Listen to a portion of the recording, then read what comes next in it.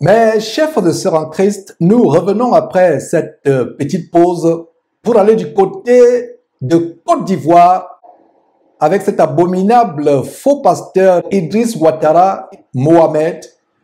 Mes frères et sœurs, ce que vous êtes sur le point de voir n'a pas de mots pour décrire. Cela laisse sans voix. Ces pasteurs vampires de la criminalité et du vampirisme évangélique en bande organisée savent que les chrétiens sont devenus des véritables moutons, en fait des pseudo-chrétiens, des soi-disant chrétiens, manquent du discernement. C'est pour ça qu'ils peuvent tout faire, ils peuvent se livrer à la magie en plein jour, à la sorcellerie, à l'occultisme de haut niveau. Nous allons décrypter, mes frères et sœurs, la cérémonie occulte, satanique, luciférienne, diabolique, ésotérique qui se passe devant vous, avec épée magique. Cet Ivoirien, Idriss Ouattara Mohamed, qui est intronisé, qui est élevé à un autre niveau du satanisme par son parent ghanéen, l'abominable faux pasteur Duncan Williams. Mes frères, sans plus tarder, suivez quelques extraits de cette cérémonie occulte abominable. C'est terrible. Du Père, of the Son, du Fils and of the Holy et du Ghost, Saint-Esprit, receive reçois a weapon, a weapon, a weapon.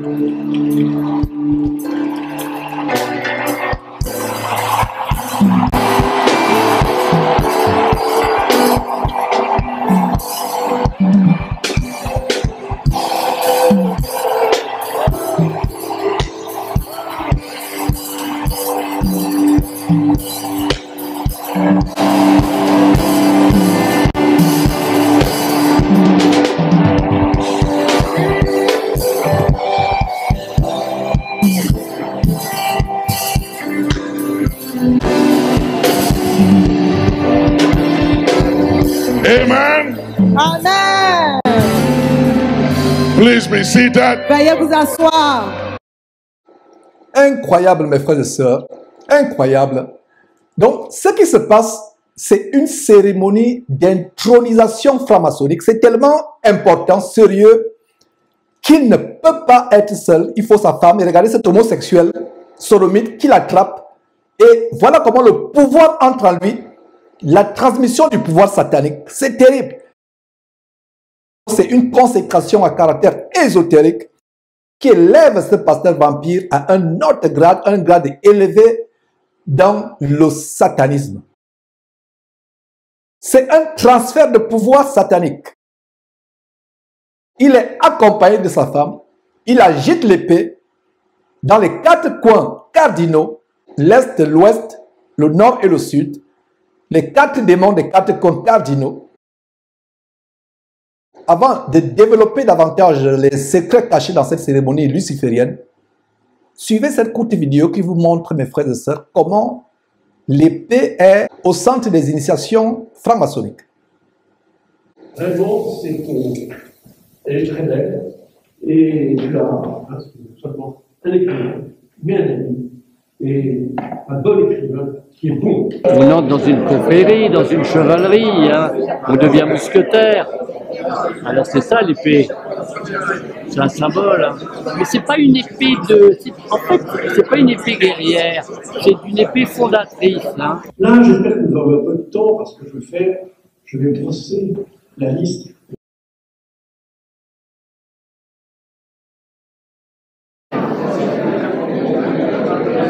Voilà la symbolique, mes frères et sœurs, derrière l'épée. L'épée magique a une place dans la sorcellerie, dans l'occultisme. Ces gens font une cérémonie initiatique franc-maçonnique. Voilà, mes frères et sœurs, comment tout au long de l'histoire, de l'occultisme, de la franc-maçonnerie, depuis les Templiers au Moyen-Âge et même avant dans l'Antiquité, l'épée est un symbole de pouvoir. Satan est passé maître dans l'art de contrefaire les voies de Dieu. La Bible dit en Éphésiens chapitre 6 au verset 17 que la parole de Dieu est une épée. Et dans le livre d'Apocalypse au chapitre 1, nous voyons l'épée en manifestation dans toute sa puissance, la langue du Seigneur Jésus-Christ, une épée à double tranchant, aiguë qui sort de sa bouche. Le nom de Jésus-Christ dans l'Apocalypse chapitre 19 verset 13, c'est la parole de Dieu. Mais de manière contrefaite, à l'opposé dans le domaine des ténèbres, dans le royaume de Satan, l'épée a une place d'autorité, de pouvoir, de protection, de destruction. Voilà donc ce qui s'est passé dans cette cérémonie franc-maçonnique. En passant, je terminerai cette séquence sur cette initiation franc-maçonnique en vous montrant des images rares, très rares, de plusieurs dizaines d'années, certainement au début du siècle précédent, ou vers le milieu du siècle précédent, des images très rares, environ 7 minutes, d'une initiation dans la franc-maçonnerie. Mais en attendant cela, mes frères et sœurs, revoyons quelques détails de cette cérémonie. Voilà donc, il se met à genoux, symbole de soumission devant son parrain. Et ce homosexuel est féminin avec les cheveux de pédé sur la tête, qui lui remet l'épée. Vous voyez comment il tremble. L'autorité des 4 pouvoirs, feu, terre, air et eau. Cette épée met désormais cet homme en relation avec les 10 démons de la Kabbale juive que nous avons dénoncés dans cette émission où nous dénoncions Ivan Castanou avec sa pratique de Kabbale juif. Voilà, il brandit son épée dans les 4 coins cardinaux, le nord, le sud, l'est et l'ouest. Il a brandi pour dire qu'il a maintenant le pouvoir, il a reçu ce pouvoir. Et ce monsieur, pour arriver à ce niveau où il a cette épée, est passé au travers d'un parcours initiatique. Un parcours initiatique. Pour avoir cette épée, ce monsieur a respecté les conditions initiatiques. Il a respecté les conditions du pacte. Parce qu'il faut un pacte pour arriver à ce niveau où il reçoit cette épée. Il a même dû sacrifier les vies humaines. Ce que vous êtes en train de voir, ce n'est pas une petite cérémonie. C'est la matérialisation au grand jour de ce qui s'est passé avant dans les lieux ténébreux. Cela n'est qu'un symbole de ce qui s'est passé des jours, des semaines ou des mois avant dans les lieux sataniques. Et voilà comment il reçoit le pouvoir de contrôler, le pouvoir de dominer. Généralement, dans les parcours initiatiques, dans les initiations, on va seul. Mais vous voyez comment, dans cette cérémonie, il est à côté de sa femme, habillé avec les habits pastoraux, le col pastoral, certainement c'est aussi une pastoresse, femme de Jézabel à côté de lui. C'est pour montrer que les deux sont en accord. La femme et lui sont en accord pour recevoir ce pouvoir de Satan. Ils ont vendu leur âme à Satan. Ces gens ont pris le chemin de non-retour. Vous ne pouvez plus prier pour eux. Vous ne pouvez plus prier pour qu'ils se repentent. Ils ont pris un chemin de non-retour en étant élevés au stade de chevalier. Et tout à l'heure, je vais vous montrer comment cette épée symbolise l'air, la capacité d'expérimenter la sortie astrale, le vampirisme de se balader au travers des airs par la sortie astrale. Il y a beaucoup de symbolisme, mes frères et sœurs, au travers de cette épée. Nous ne pouvons pas tout vous dire, mais je dis l'essentiel. Mes frères et sœurs, votre frère qui vous parle, si Dieu, dans son grand amour, ne m'avait pas sauvé, ne m'avait pas arraché de la voie de perdition, si je n'étais pas mort, je serais pire que ces gens.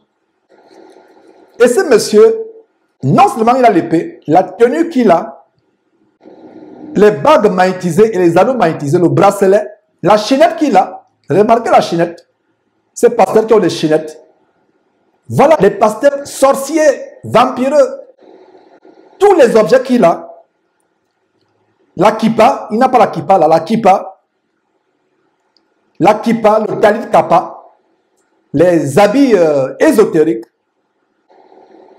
les anneaux, les bagues magnétisées, tout cela, c'est pour le préparer à exercer ces nouvelles prérogatives, ces nouveaux pouvoirs dans le grade de chevalier, un officier supérieur, un chevalier dans l'ordre satanique, dans le royaume de Satan.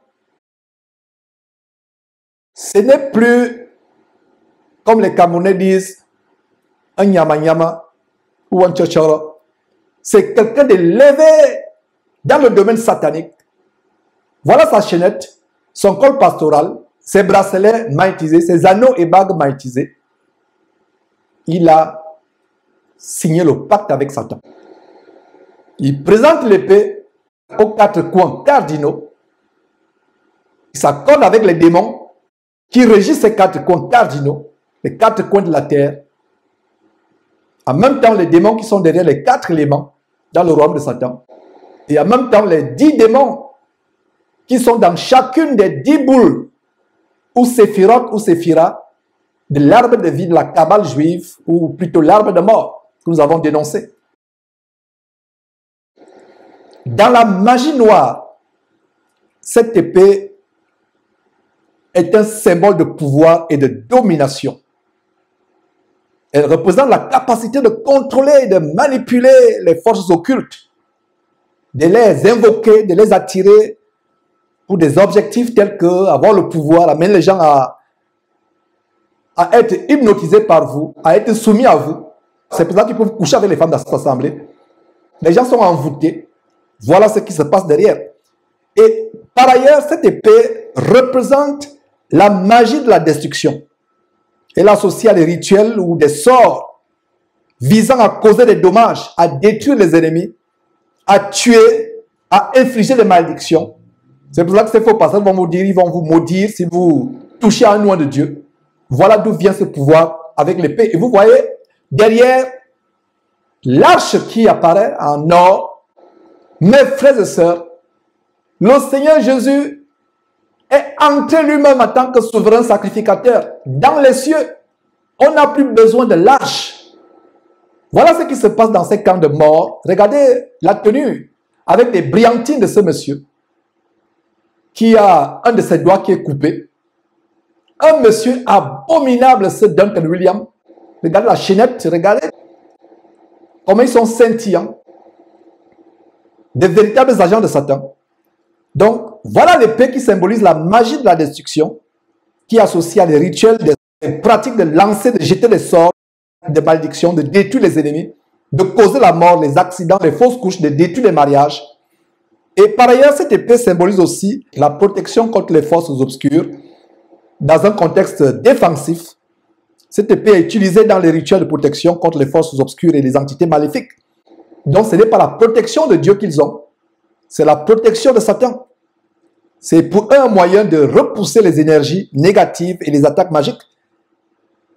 Autre chose avec cette épée, c'est la capacité de faire des invocations et d'autres pactes. C'est un instrument dans les rituels d'invocation d'entités sataniques, de démons, d'invocation des démons. Et la conclusion d'autres pactes sataniques. Donc cette épée symbolise la force et le pouvoir qui sont nécessaires pour les satanistes d'établir une connexion avec le domaine des démons. Mes frères et sœurs, c'est terrible. C'est terrible ce que nous sommes en train de voir. Voilà donc la sorcellerie devant vous.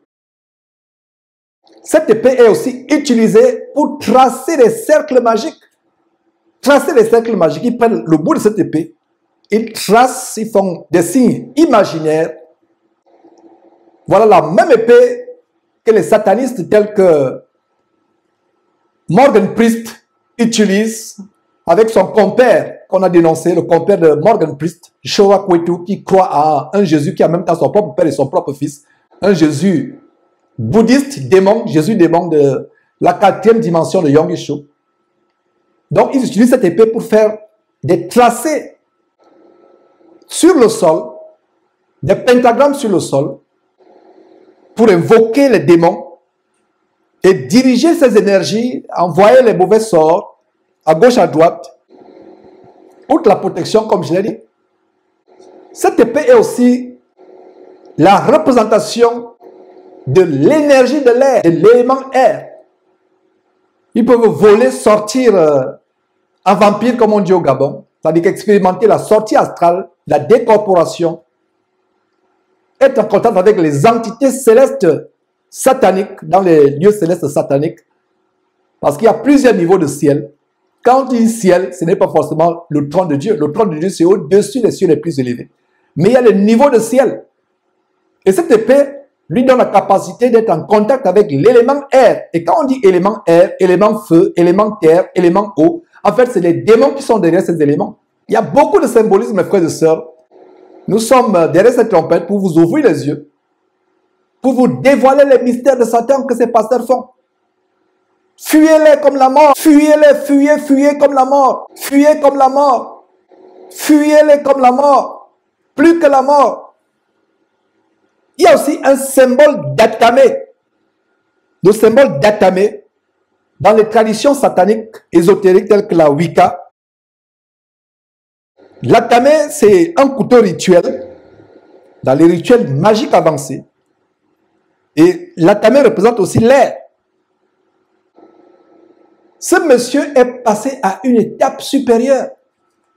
Il y a quelques années, nous l'avons dénoncé comment il baptisait ses ouailles dans la piscine. En fait, c'était la transmission des démons. Et il poussait des cris il y a quelques années. Et aujourd'hui, la cérémonie que vous voyez qui s'est passée il y a quelques jours montre que ce monsieur est passé à une autre étape. Regardez quelques détails de ce baptême. Baptisé cette année, baptisé Génération Josué. En ce jour, voilà. Samedi 15 août, nous a donné de baptiser à peu près... Suivez vous-même. Génération. Avec sa femme. Voilà la femme. Ce que vous voyez là, c'est il y a quelques années. Quelques années, on a dénoncé cela, mes frères et sœurs. Comment ils baptisent ces gens. Écoutez-vous les cris. Longtemps tu cherches ton miracle. Un baptême abominable sous fond musical. Moi, des cris. Vous écrivez. Montrez-moi dans quelle Bible les gens sont baptisés. Et il y a des cris comme cela. Te voilà découragé. Exactement avec ce qui s'est passé avec Moïse Ndiaye. Incroyable. Espoir pour toi, mais Jésus lui voit sur une pierre noire. Incroyable. Oh, dans la nuit, soit le temps. Ce monsieur depuis longtemps était dans l'occultisme. Voilà le baptême aux sirènes des eaux. Je vous parle de l'épée qui représente les 4 principes, les 4 points cardinaux, le nord, le sud, l'est et l'ouest. Et non seulement les 4 éléments, l'air, l'eau, la terre et le feu. Voilà l'élément eau en manifestation. Le baptême aux sirènes des eaux. Voilà ce qui se passe, mes frères. Voilà ce qui se passe. Nous devons dénoncer ces choses. Et nous les dénonçons avec la plus grande virulence. Regardez les cris exactement comme Moïse Ndiaye. Voilà la criminalité évangélique en bande organisée. Voilà. Elle pousse des cris de détresse. Dites à ces personnes de sortir, elles ne vont pas sortir. On vous a montré dans la séquence, l'une des séquences précédentes, comment un faux pasteur des États-Unis, Kenneth Copeland, se blesse en plein culte et fait boire son sang à ses ouailles. Dites à ces gens de partir de là. Quand vous voyez quelqu'un soi-disant être baptisé ou recevoir le Saint-Esprit en poussant des cris, c'est un envoûtement, c'est une manifestation de démons. Dieu n'y est pas. Regardez cet homme, ce jeune homme qui se bat parce que les entités démoniaques sont en train d'entrer en lui. Voilà ce qui se passe.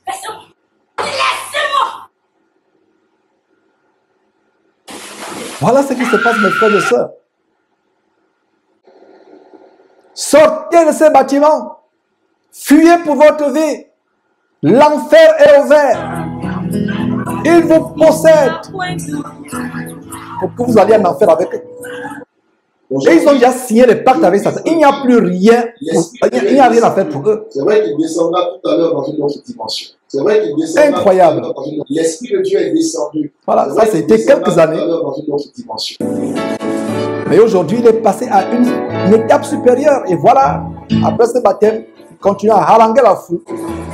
Les gens sont en transe. Les femmes avec les faux cheveux sur la tête, habillées comme des prostituées, viennent prendre cette communion. Regardez la communion qu'ils sont en train de prendre. Incroyable. Que sont-ils en train de boire? Que boivent-ils? Que boivent-ils? Voilà, mes frères et sœurs, la communion diabolique. Est-ce les excréments qui nous font boire? Est-ce l'eau des morts qui sont recueillis dans les morgues? Parce qu'en Afrique, cette fois, pas seulement voir les morguiers, même ici, ils vont voir les morguiers. On leur donne des litres et des litres de pu ou de sang coagulé. Ils mélangent avec des mixtures et vous font boire cela. Et voilà comment les gens sont en transe. Vous prenez une communion et vous êtes en transe. Voilà ce qui se passe, mes frères et sœurs. Voilà, ils sont en transe, les transes généralisées. Incroyable. Vous êtes déclarés. Voilà les habitations des démons. Voilà la sorcellerie. Sortez de ces choses. Fuyez pour votre vie. Fuyez, fuyez, fuyez, fuyez. L'air est grave. Fuyez, partez. Regardez les démons qui se manifestent. On ne peut plus contenir ces gens. On ne peut plus les retenir. Voilà donc les secrets révélés derrière cette cérémonie luciférienne hautement satanique. Ils ne se cachent plus. La magie qu'ils font la nuit dans les sphères sataniques, ils viennent faire la représentation dans la journée, au vu et au su de tout le monde. Ils savent que vous êtes envoûtés. Ils savent que vous êtes hypnotisés. Ils savent qu'ils ont mangé votre cerveau. Ils ont percé vos yeux. Vous ne pouvez plus voir. Vous ne pouvez même plus entendre. Vous acceptez seulement leur sorcellerie. L'épée de l'esprit.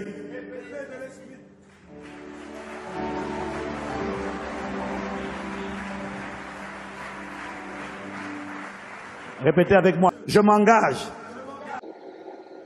Terminons, comme je l'ai dit, par ces très anciennes vidéos en noir et blanc où justement on montre quelques détails de l'initiation franc-maçonnique.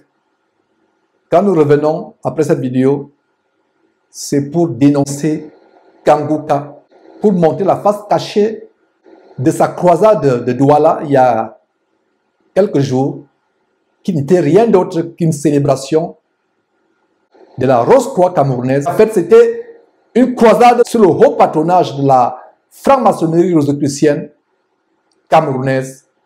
Terminons, mes frères et sœurs, avec cet extrait d'une très vieille vidéo qui montrait, il y a plusieurs dizaines d'années, l'initiation maçonnique. Et vous allez voir comment l'épée, justement, était déjà utilisée à cette période-là. Il n'y a rien de nouveau sous le soleil. Suivez, mes frères et sœurs. Debout, et alors, mes frères. Frères premier et second surveillant, assurez-vous que tous les frères rangés devant vos colonnes sont membres réguliers de la loge.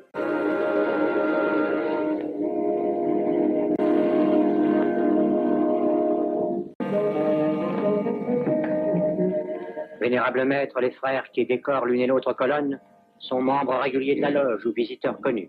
Puisqu'il est l'heure du travail, frères premier et second surveillant, invitez les frères de vos colonnes à se joindre à vous et à moi pour ouvrir les travaux de la respectable loge des enfants de l'univers en viande Paris, au grade d'apprenti, en la forme accoutumée. À moi, mes frères, par le signe, la triple batterie et l'acclamation.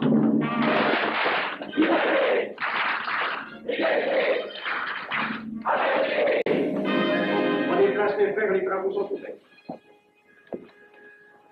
Mes frères, l'ordre du jour appelle l'initiation du profane Avenel. L'atelier a voté dans une précédente tenue la mission du dit profane. Nous allons donc ce soir le recevoir solennellement. Mon frère couvreur, veuillez aller chercher le profane Avenel qui a écrit son testament philosophique dans le cabinet de réflexion.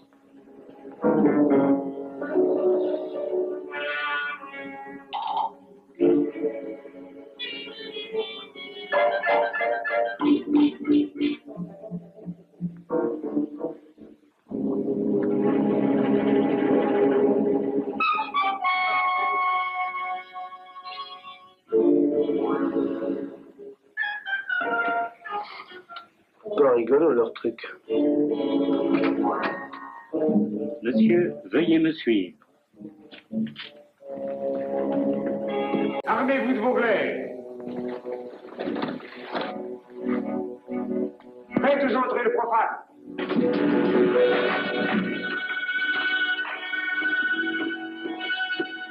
Laissez-vous, monsieur.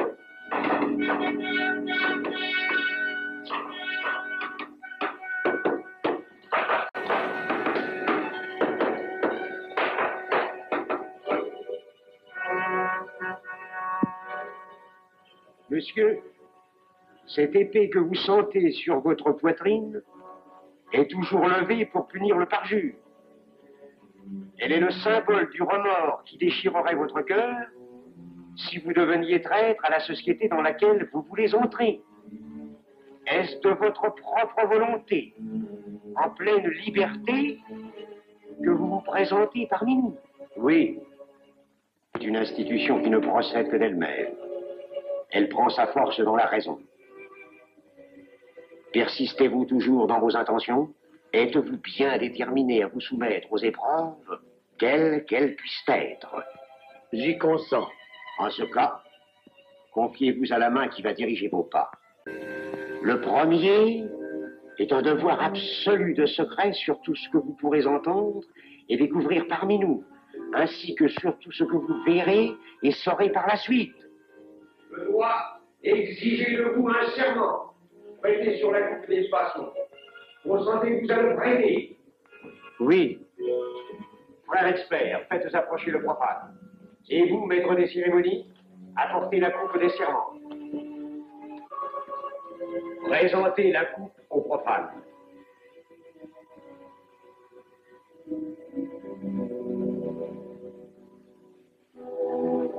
Prononcez avec moi le serment. Je m'engage sur l'honneur, au silence le plus absolu, sur tous les genres d'épreuves qu'on pourra me faire subir. Je m'y engage. Vous devez connaître toute l'importance d'un serment. Si jamais vous mentiez à une parole aussi solennellement donnée, buvez. Buvez! Buvez! Que ce breuvage amer soit pour vous le symbole de l'amertume et du remords que laisserait dans votre cœur le parjure qui aurait souillé vos lèvres. Frère expert, emparez-vous du profane et faites-lui faire son premier voyage.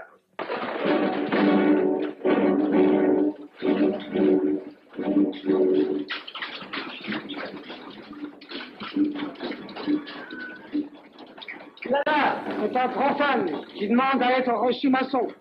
Comment ose-t-il l'esprit?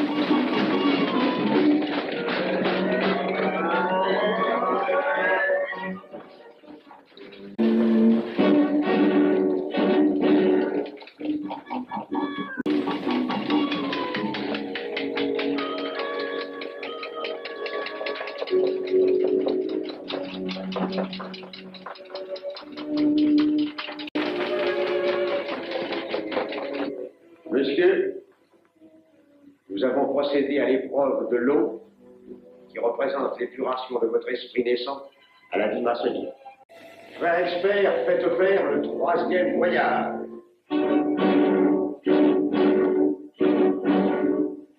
Qui va là? C'est un profane qui demande à être reçu maçon. Comment ose-t-il l'espérer? C'est qu'il est libre et de bonne mœurs. Puisqu'il en est ainsi qu'il passe par les flammes.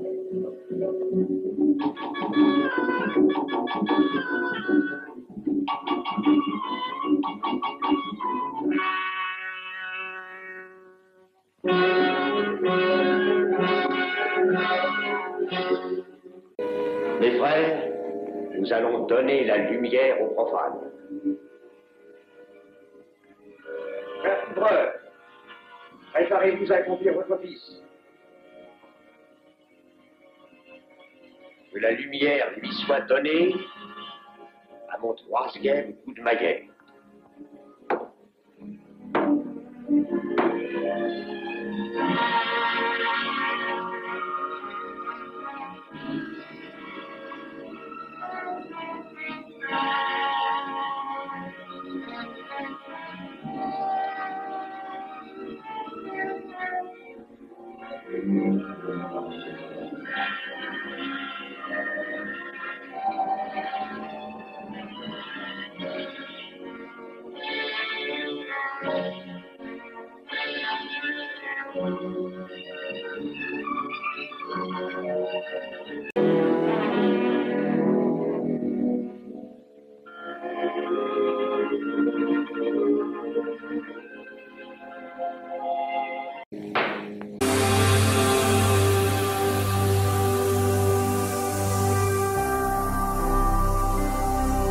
Jésus-Christ TV,